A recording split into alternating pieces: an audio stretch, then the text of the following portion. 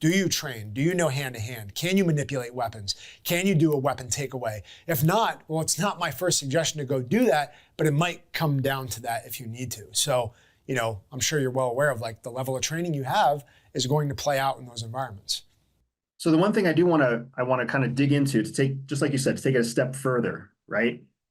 There are many scenarios in which a lethal mindset, like what you're walking through right now, can go too far. So for example, if you're in France, you're in Paris, and a target of opportunity, a hostile threat presents itself, and let's just say they're carrying a knife because they're from a criminal element. Now, 2 or 3 people jump you.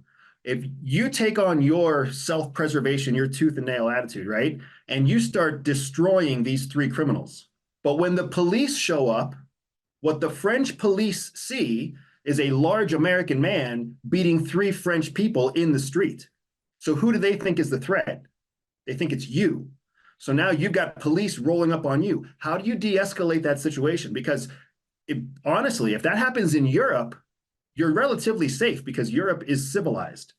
But if you do that in China, if you find yourself doing that in Korea, if you find yourself defending yourself in Cambodia, or even in Argentina or Venezuela or Colombia, where there are a corrupt police body that rolls up on you, you still have to de-escalate the situation, even though you are highly escalated in your mind, body, and physical posture. And I think the scenario of me saying that earlier too, about the mentality that I have to have if somebody comes in with a gun, there is a certain level of reason, right? That's why I talk about faith so much. That's why I talk about this to an nth degree. If we don't have prudence and wisdom to apply to the skills and talents that we have, we're going to use them recklessly. And I think that it's a really important element not to miss, so I'm glad you brought that up, is that as soon as I know that the threat is neutralized, at that point I need to stop and say, okay, I'm assessing, there's no longer a threat to me or my family or innocent bystanders. Okay, hit the pause button and take a breath, right? And it's important to know where that line is. And I think that with the right level of training, this is why I always say untrained people are more dangerous, because they actually can't find that line. Get the training, know where the line is, and be able to pause.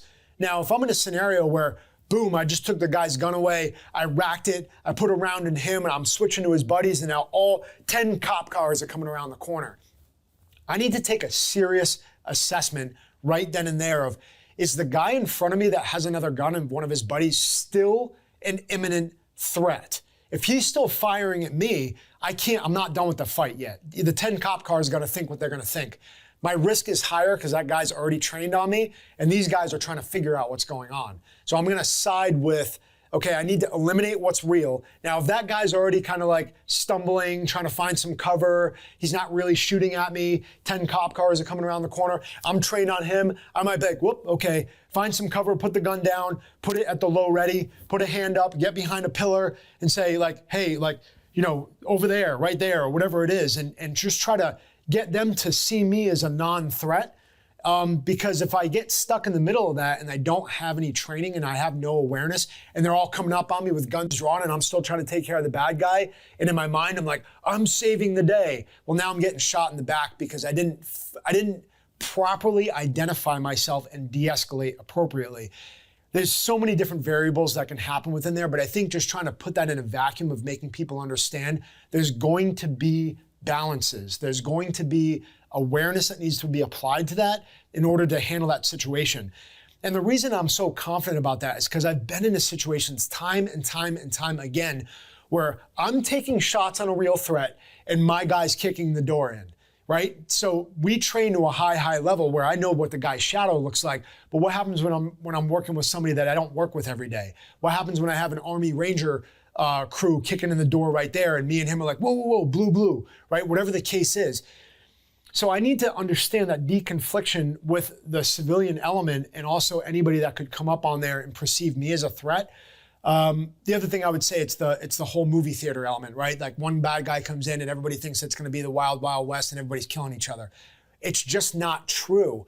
Could there be people that misunderstand the threat and make a mistake? Yes, but when the threat presents itself, everybody intuitively knows that's the bad guy. So nobody just all of a sudden materialized into the room with a gun saying, Who am I shooting, right? So there's this unfolding process that people tend to forget about that is very real. And if you don't have any real world experience, you don't understand that. But I think people need to trust the experts out there that are telling them, be confident in your skills, know when to draw, know the de-escalation and escalation, know when to shift gears and know when to deconflict with the right people. I mean, that's the best way I can explain it. Again, there's a lot of variables in there, but I hope that adds a little bit of clarity to what you're saying. Oh yeah, absolutely. And you know what? I really value a number of the points that you made, Dom. Not surprisingly, right? The difference between trained and untrained.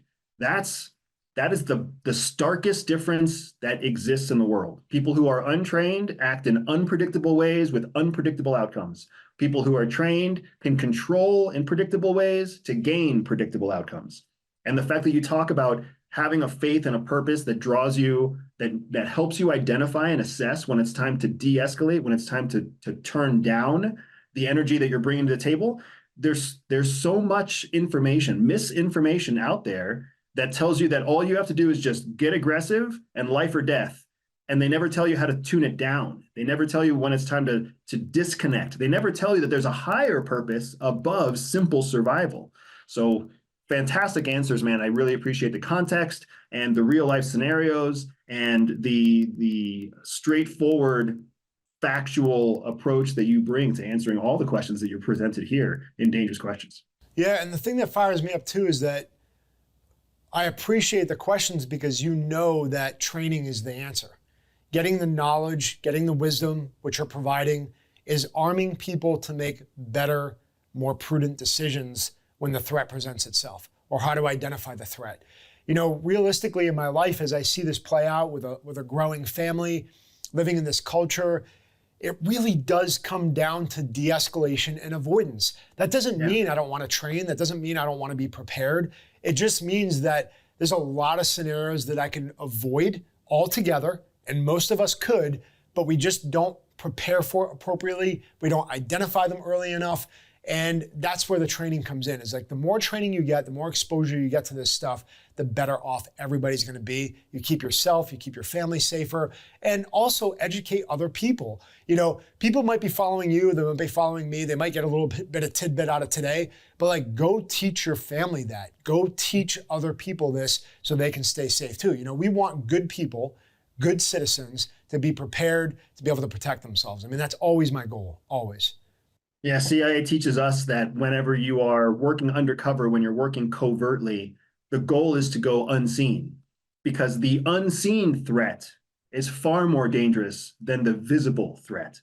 So when you have all the training, all the skills, all the abilities, and nobody knows you have those skills, training, and abilities, you're even more dangerous than you were before. Correct. Yeah, that's always the goal. And you know, when we hide those skills, you know, a lot of people early in the training, they want to show that they have that, or they don't really want to hide it well.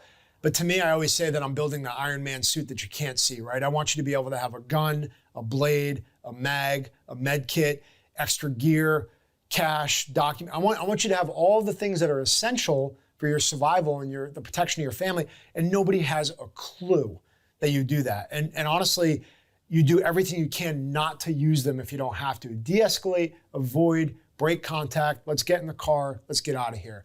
But if I'm pushed into a corner and you don't give me a choice, may God help you.